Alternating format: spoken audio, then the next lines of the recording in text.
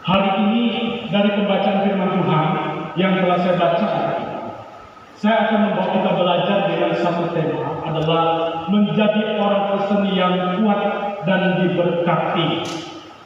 Menjadi orang Kristen yang kuat dan diberkati.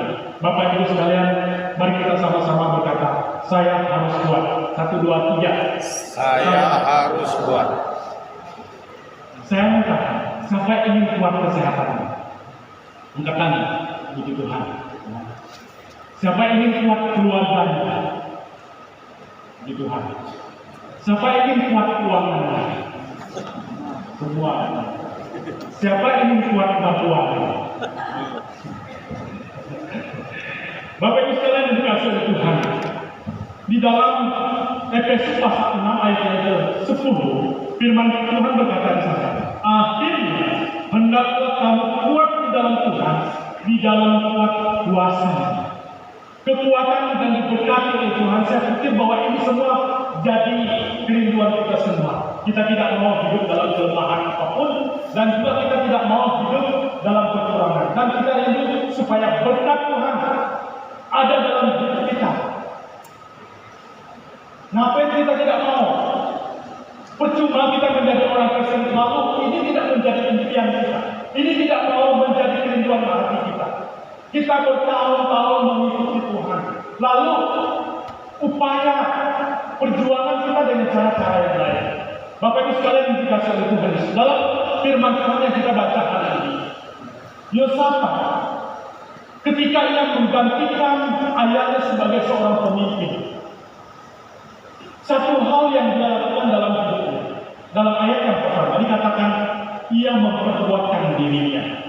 Hari ini kita telah menghabiskan badan umat yang baru, dan kita harap akan menjadi pemimpin dalam 3 tahun ke depan. Hari ini juga Bapak Ibu Saudara, saya mau bilang bahwa semua kita adalah pemimpin. Dalam keluarga Bapak Ibu juga jadi seorang pemimpin. Dalam keluarga-keluarga kecil, dalam kelompok-kelompok tertentu, dalam lembaga-lembaga tertentu, kita juga ditetapkan sebagai seorang pemimpin. Lebih daripada itu Bapak Ibu Saudara, bagaimana cara kita untuk memimpin diri kita? Dunia sekarang Bapak Ibu yang dikasihi oleh Tuhan, keras hidupnya. Kalau kita tidak punya persiapan, kalau kita tidak ada tekad dalam diri kita akan kalah. Dunia ini semakin berkembang. Kemudian di samping itu juga menuntut kita untuk semakin kuat dalam segala keberadaan hidup kita ini. Yosafat di dalam diri sebagai seorang muda di umur 35 tahun dalam memimpin bangsa Yehuda ini, bagi dia Bapak Ibu Saudara, bukanlah sesuatu yang gampang. Orang-orang yang dipimpinnya punya karakter yang berbeda. Orang yang dituntutnya, orang-orang yang berlatar belakang punya kekerasan hati, jatuh bangun dalam iman, dalam kerohanian mereka.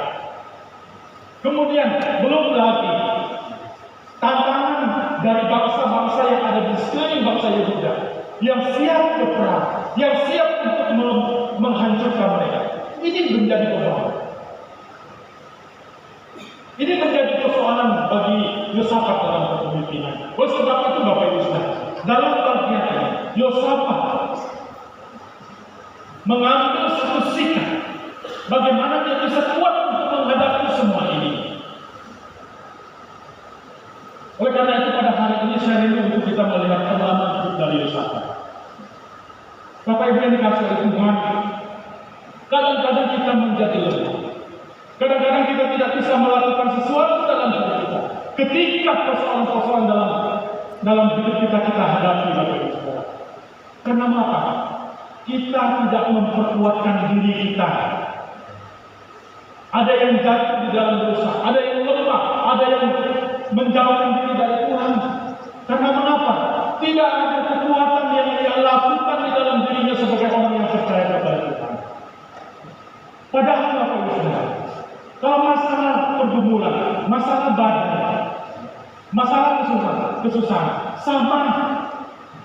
Tidak ada beda yang kita hadapi dalam cuman Bapak Ibu, cara Bagaimana langkah-langkah yang kita ambil dalam hidup kita? Oleh karena itu hari ini kita mau belajar dari kehidupan Yosafat. Apa sih rahasia Yosafat sehingga dia semakin kuat dan diberkati oleh Tuhan dalam hidupnya? Yang pertama kita lihat dalam ayat yang ketiga sampai ayat yang kelima.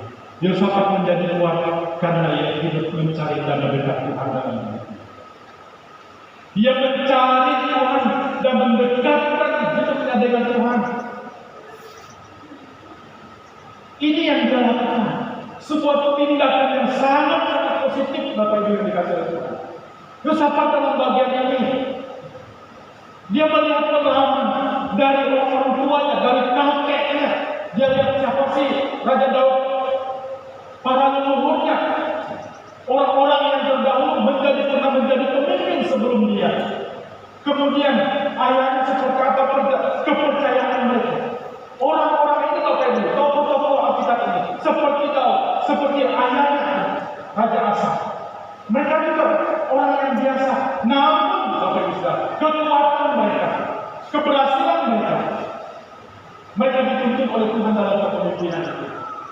Karena mereka juga adalah orang yang percaya kepada Tuhan.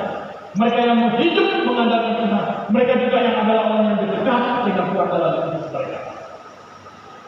Itulah sebabnya Yosafat mencari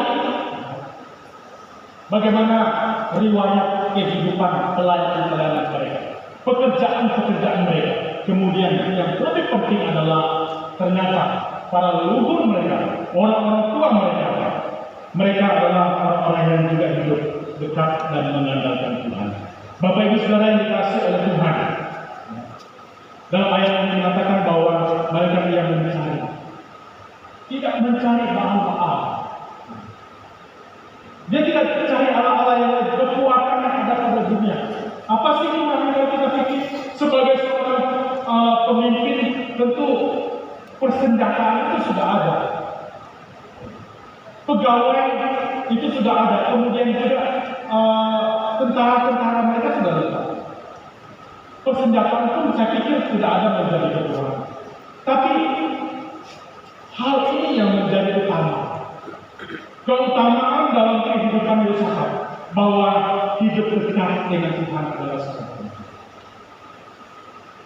Bagaimanapun juga kekuatan yang ada pada manusia, Tuhan adalah satu-satu segala-galanya di atas kekuatan yang ada pada dunia ini, Bapak Ibu.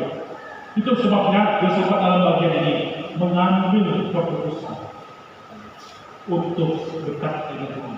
Supaya apa? Menghadapi semua perjalanan hidup yang penuh dengan tantangan, persoalan-persoalan, sehingga dia dekat dengan Tuhan. Bapak Ibu Saudara, dari Daud kita lihat dengan pengalaman, dia katakan seperti ini. Aku melayangkan mataku ke gunung-gunung. Dari mana datang pertolonganku? Pertolonganku ialah dari Tuhan yang menjadikan langit dan bumi.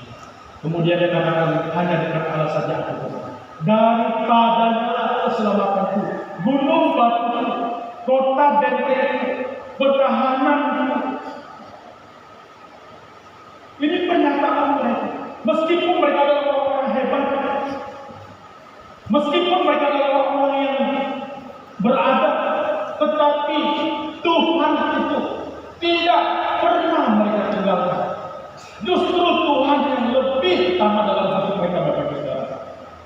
Nah, karena itu Bapak Ibu Saudara yang dikasihi Tuhan, ini pesan yang penting untuk kita hari ini. Pertanyaannya adalah sedekat apa kita dengan Tuhan sampai hari ini? Masihkah kita sepenuhnya untuk hidup dekat dengan Tuhan, mencari Tuhan dalam hidup kita? Karena mengapa?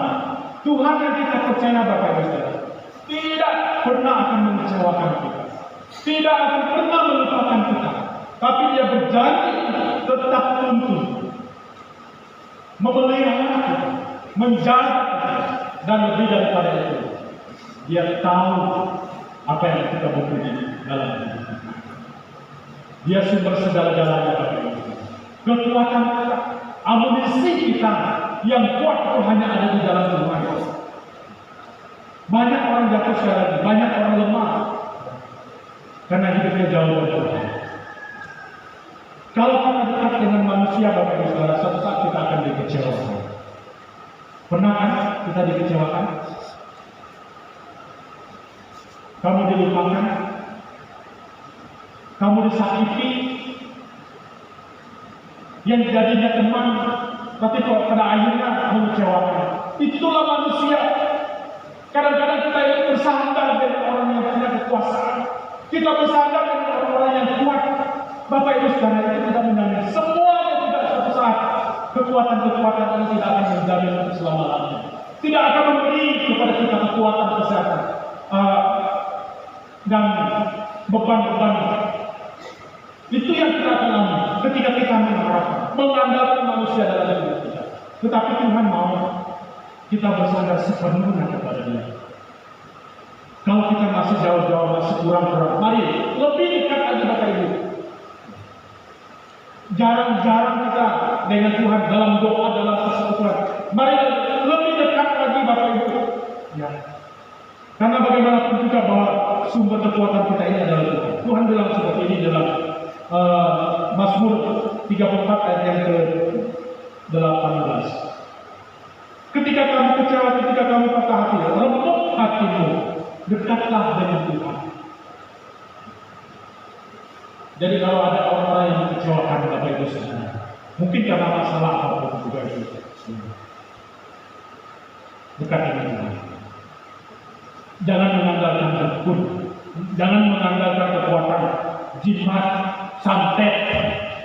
Boleh saya jimat, saya mau bilang bahwa Tuhan mau ya, dalam hidup kita ini adalah kita sepenuhnya dekat dengan Tuhan. Karena manusia dapat mengecewakan kita. Dalam Yakobus pasal 4 ayat yang ke-8 berkata, orang-orang yang dekat, marilah kepadaku. Yakobus 4 ayat yang ke-8 berkata, dekatlah kepadaku, maka aku akan mendekat kepadamu. Bapak Ibu Saudara yang dikasihi oleh Tuhan, ketika kita jauh dari Tuhan, Tuhan tidak akan menjauh dari kita.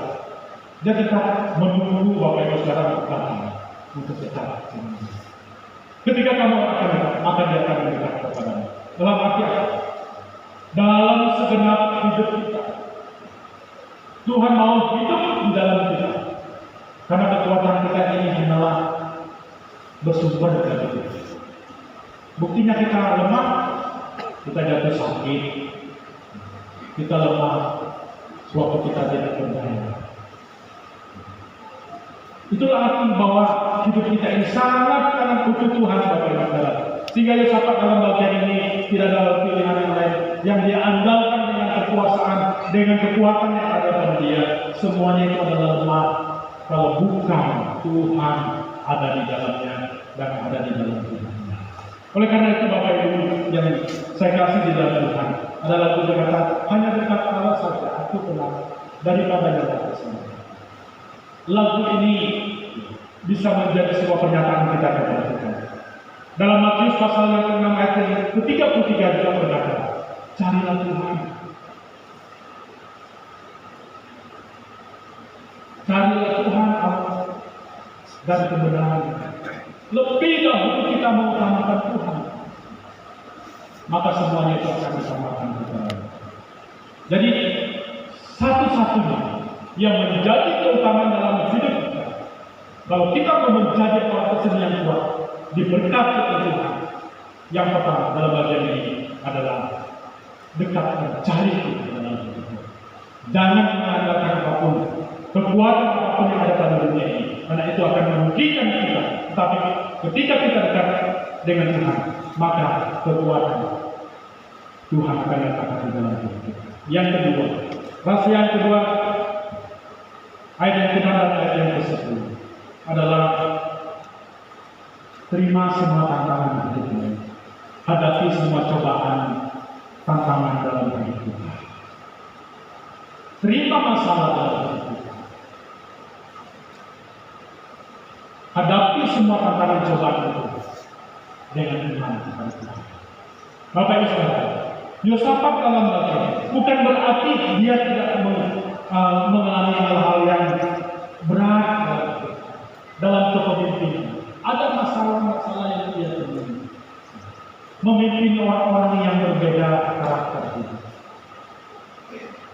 kadang-kadang diserang Bapak Ibu Saudara.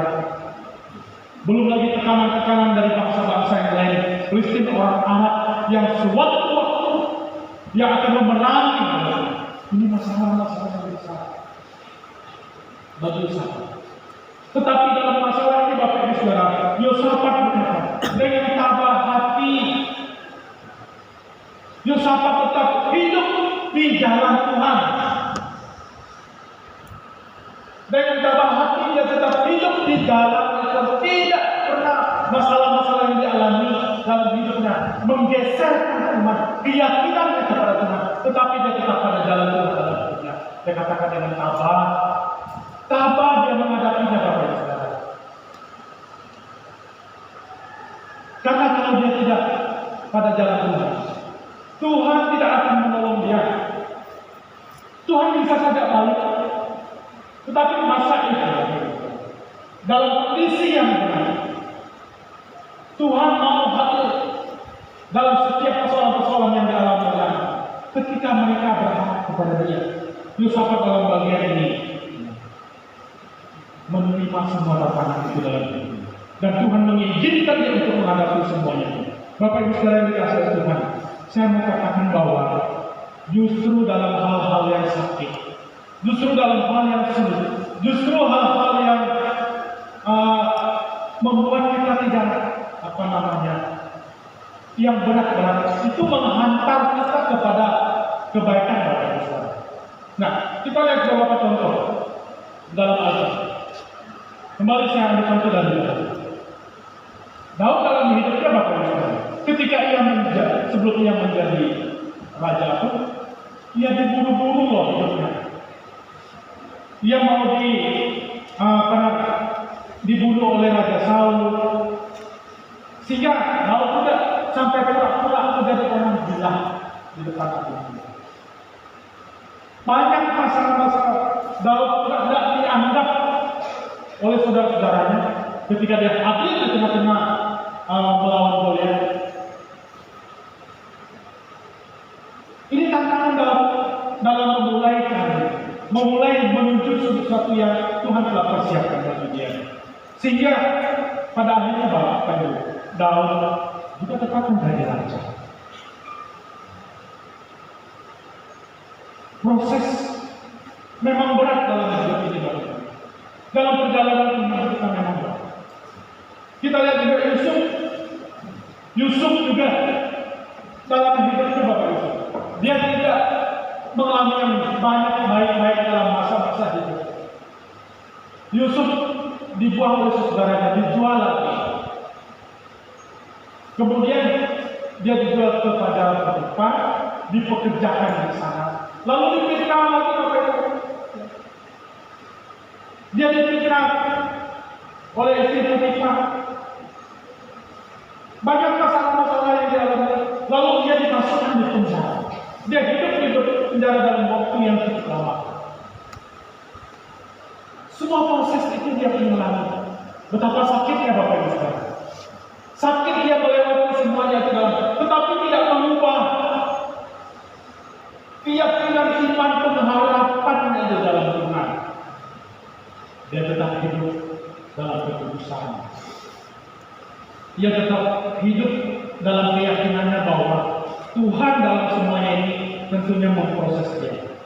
Sehingga Bapak Ibu Saudara, dia melewati semuanya itu, hal-hal yang sakit ini, dan pada akhirnya dia tetap menjadi pemimpin di Mesir, menjadi seorang menteri yang bisa menyelamatkan ekonomi bangsa Mesir pada waktu itu. Ini sesuatu hal yang luar biasa. Tuhan yang sama Bapak Ibu Saudara, yang hari ini juga kita percaya, yang hari ini juga kita imani dalam hidup kita. Mungkin tidak sesakit hidup yang mereka alami, pergumulan yang sedang kita alami dalam hidup kita masa sekarang ini. Mungkin kita dicekal oleh orang lain. Mungkin kita difitnah.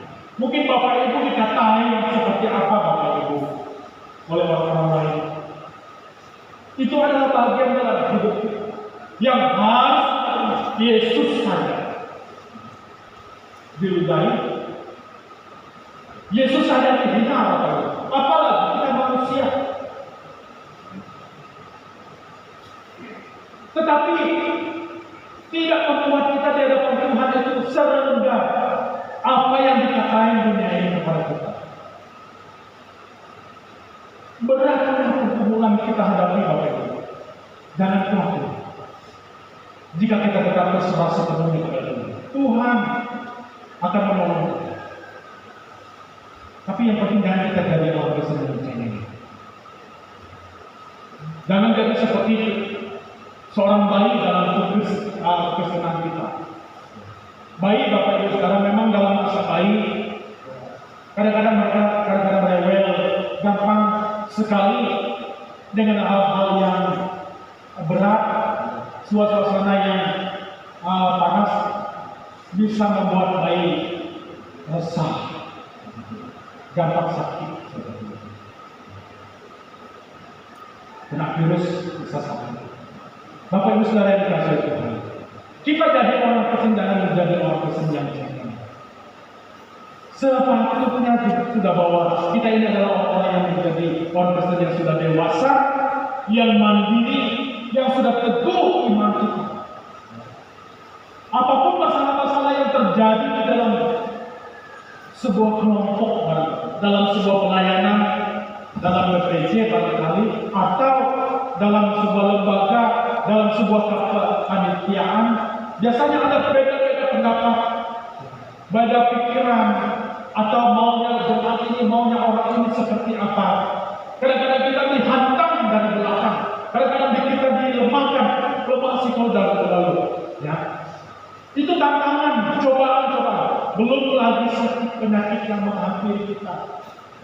Belum lagi tekanan-tekanan dari suami, dari istri juga. Anak-anak kita barangkali yang sedang hidup tidak sesuai dengan harapan-harapan kita sebagai orang tua. Bapak Ibu Saudara, semuanya ini saya bilang bahwa bukan kita tidak menghadapinya. Semua kita alami, tapi terima semuanya ini sebagai pembentukan Tuhan bagi kita. Proses dalam hidup kita. Sehingga Yosafat berkata seperti ini, dengan tabah hati ia tetap hidup di jalan Tuhan. Dia tidak ambil peluang, dia tidak ambil beban cara-cara yang lain. Ada bahasa seperti ini. Setiap hal yang baik pernah melewati yang sakit. Setiap jiwa yang tangguh pasti pernah menjadi hancur. Setiap yang bijak pasti pernah begitu mengalami kekecewaan. Setiap yang indah pasti melewati begitu banyak perjuangan. Bapak Ibu, tanpa kita sadari, hal-hal yang buruklah menghantar kita untuk menjadi lebih. Jadi, sebelum kita dibenarkan di dalam Tuhan, kita ini adalah orang yang berdosa. Kita adalah orang-orang yang hancur, tetapi Tuhan telah mengubah, menjadi kita orang-orang yang benar di hadapan Tuhan, sehingga kita menjadi layak disebut anak-anak Allah, anak-anak Raja. Bapak Ibu Saudara yang dikasihi oleh Tuhan, oleh karena itu,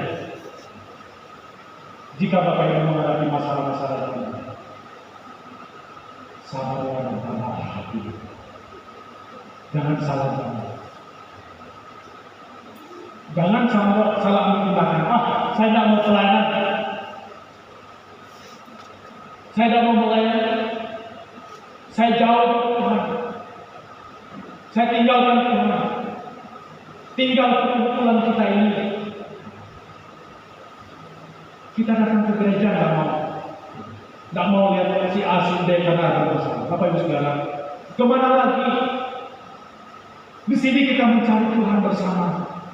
Bukan datang mencari orang-orang yang bermasalah dengan Tuhan, tetapi kita sedang datang mencari Tuhan. Bagaimana kita mau kuat menghadapi semua tantangan dalam hidup ini? Jadi oleh karena itu Bapak Ibu, pilih jalan-jalan yang baik, yang positif dalam hidup kita. Maka itu akan terus membangun kita, mempertahankan jiwa kita untuk tetap ada di jalan Tuhan. Jadi oleh karena itu Bapak Ibu Saudara dikasihi Tuhan, tabahlah hati kita, seperti Yosafat, sehingga ia tetap hidup di jalan-jalan Tuhan. Dengan semuanya ini Bapak Ibu yang dikasihi oleh Tuhan, pada akhirnya Yosafat mengalami hal yang luar biasa dalam hidupnya. Dia tetap belajar dengan Tuhan dalam hidupnya. Kemudian lebih daripada itu, sebagai seorang pemimpin, dia memperlengkapi jemaat orang-orang Yehuda yang dipimpinnya, supaya mereka hidup dalam kebenaran Tuhan. Sehingga pada akhirnya Bapak Ibu Saudara, berubah sekali tantangan tadi itu. Berubah yang tadinya senjata menjadi berkat Bapak Ibu. Kita lihat dalam pasal ini, yang biasanya mereka itu berperang dengan orang Kristen, orang Arab. Siapa sih orang Kristen ini? Musuh yang suka mengejar dan membunuh kemudian orang-orang Israel saja. Orang Arab itu juga sudah paling anti dengan kepercayaan itu. Kemudian temu pirang orang Arab itu. Tetapi dalam hal ini Bapak Ibu, ketika bersama bangsa mereka memberita kabar kebenaran Firaun, mengajak seluruh masyarakat. Di sinilah kita lihat bahwa Tuhan berkarya dalam hidup orang-orang yang hidup dalam kebenaran Tuhan. Sehingga dengan sendirinya bukan lagi mereka berperang, tetapi mereka datang membawa upeti tanpa diminta usaha. Mereka tidak jarang, mereka tidak mencuri, mereka tidak memaksa, tidak, tapi hanya dengan jalan Tuhan saja mereka hidup dalam kebenaran Tuhan. Sehingga dengan sendiri mereka bawa kambing, domba, ribuan ekor, ratusan ekor persembahan kepada Tuhan. Sehingga pada akhirnya dalam bagian ini yang terjadi apa? Semakin lama Yosafat semakin kuat dan semakin kaya diberkati oleh Tuhan. Ini kisah nyata Bapak Ibu. Ini mustahil bisa terjadi dalam hidup kita. Yang penting kita mau hidup di jalan. Kita tidak tahu seperti apa jalan Tuhan untuk Bapak Ibu Saudara ke depan, untuk anak-anak kita ini, untuk saudara-saudara kita yang masing-masing muda. Siapa tahu nanti satu ketika bisa jadi orang terdepan di negara kita, di daerah kita, di daerah wilayah kita ini. Tidak ada yang mustahil. Tetapi Bapak Ibu Saudara, dari mana kita bisa dapat memulai itu? Mari jadi pemimpin. Bawa diri kita seperti Yosafat dalam bagian ini. Dia hidup dekat dengan Tuhan. Hadapi dan terima semua tantangan untuk berserah diri kepada Tuhan. Saya yakin percaya bahwa berkat ini juga akan terjadi dalam hidup kita. Kita akan menjadi orang Kristen yang kuat, yang mandiri, yang tangguh dalam suasana, dalam kondisi sekarang ini. Meskipun kita melihat bahwa segala sesuatu itu semakin sulit, tetapi kalau kita mengandalkan Tuhan sepenuhnya, hidup benar di mata Tuhan, di jalan Tuhan, hidup berkenan kepada Tuhan, saya percaya bahwa berkat itu sendirinya akan datang seperti Yosafat. Tanpa kita akan melakukan kejahatan pun, Tuhan mengatakan berkat dalam kita kepada orang yang benar, kepada orang-orang yang baik hatinya. Tuhan mengatakan berkat dalam kita. Amin. Kiranya Bapak Ibu Saudara, berkat yang sama akan terjadi dalam hidup kita seperti Yosafat, menjadi orang Kristen yang kuat dan diberkati. Saya percaya bahwa ini akan dinyatakan Tuhan. Tuhan juga dalam hidup kita. Yang penting kita sungguh-sungguh hidup di jalannya Tuhan. Kita berdoa. Bapa di surga, terima kasih.